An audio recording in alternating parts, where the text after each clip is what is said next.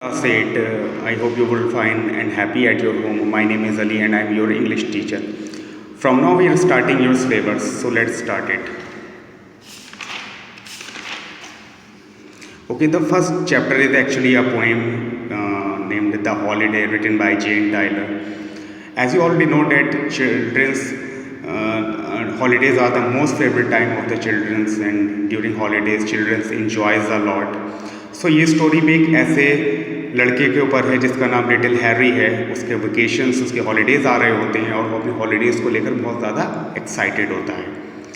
कुछ जब वो उसके वेकेशन स्टार्ट हो जाते हैं तो वो अपने टाइम को बहुत इन्जॉय करता है. वो अपने टॉयज़ के साथ खेलता है, बहुत स्वीट्स और कैंडीज़ खाता है.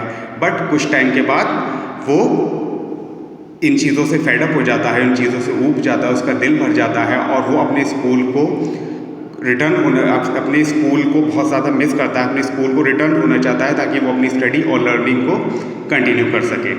Okay, let's read the poem. Don't you remember tis me's it is almost December and soon will the holiday come. Oh, it will be so funny. I have plenty of money. I will buy me a sword and drum. Little Harry किसी के साथ conversation कर रहा होता है और कह रहा होता है कि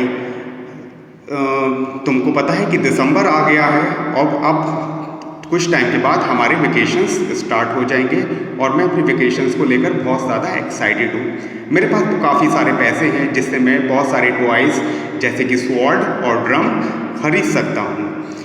लिटिल जो हैरी होता है वो अब अपने वेकेशंस के लिए बिल्कुल भी वेट करना नहीं चाहता. वो बहुत ज़्यादा एक्साइटेड होता है और जल्दी से और बहुत ज़्यादा उत्सुक होता है, बहुत ज़्यादा इम्पेशेंस होता है, पेशेंट होता है कि जल्दी से जल्दी वो स्कूल से जा सके और अपने घर को जाकर अपने वेकेशंस को एंजॉय कर सके. जो हॉलीडे लवर्स हैं वो एक्चुअली जानते होंगे कि उस टाइम वो बच्चा हैरी के दिल के अंदर कैसी एक्साइटमेंट होगी और वो कैसा फील कर रहा होगा. From when on returning he gave up his learning, away from his sums and his books, though playthings surrounded and sweet meat abounded, Chardin still appeared in his looks. जब वो वापस आता है स्कूल से तो वो अपने बुकों से, अपने स्कूल से, अपनी लर्निंग से काफ़ी दूर आ चुका होता है, दूर हो जाता है. अब उसके सराउंडिंग में यानी उसके चारों तरफ बुक्स नहीं है बल्कि टॉयज़ हैं जिनसे वो खेल सकता है और बहुत सारी स्वीट्स और कैंडीज़ हैं जिनको वो खा सकता है. थोड़े दिन तक तो वो इन सारी चीज़ों को बहुत ज़्यादा एंजॉय करता है बट थोड़े दिन के बाद वो इन चीज़ों से ऊब जाता है और उसके अंदर एक अलग एग्रेशन और एक डिसलाइकनेस आ जाती है. वो चीज़ें जो उसको थोड़े दिन पहले बहुत ज़्यादा अच्छी लग रही थी, बहुत ज़्यादा वो उसको एंजॉय कर रहा था, अब वो नहीं चाहता कि वो उसके सामने आए. उसकी हर सुबह बेडशीट को Through first they delighted, his toys were now slighted and thrown away out of his sight. He spent every morning and stretching and yawning, yet went to bed weary at night. मैंने जैसे आपको बताया कि वो चीज़ें जो थोड़े दिन पहले उसको जिनसे वो काफ़ी इंजॉय कर रहा था, अब वो नहीं चाहता कि वो चीज़ें या वो टॉयज़ उसके सामने आए. उसकी हर सुबह बेडशीट को खींचते हुए और उबासी लेते हुए होती है और जब वो शाम को बेड पर जाता है तो वो पूरी तरीके से बोर हो चुका होता है और डिसअपॉइंट होता है. Now we are moving on next chapter, next page. He had not that treasure which really makes pleasure. You will take it for granted. More playthings he wanted, or not was something to do. उसके पास हर वो चीज़ होती है जिससे एक बच्चे को खुशी मिलती है. मीन्स उसके पास बहुत सारे टॉयज़ होते हैं, कैंडीज़ होती हैं, स्वीट्स होते हैं, बट अब वो उन चीज़ों में इंटरेस्ट नहीं ले रहा है.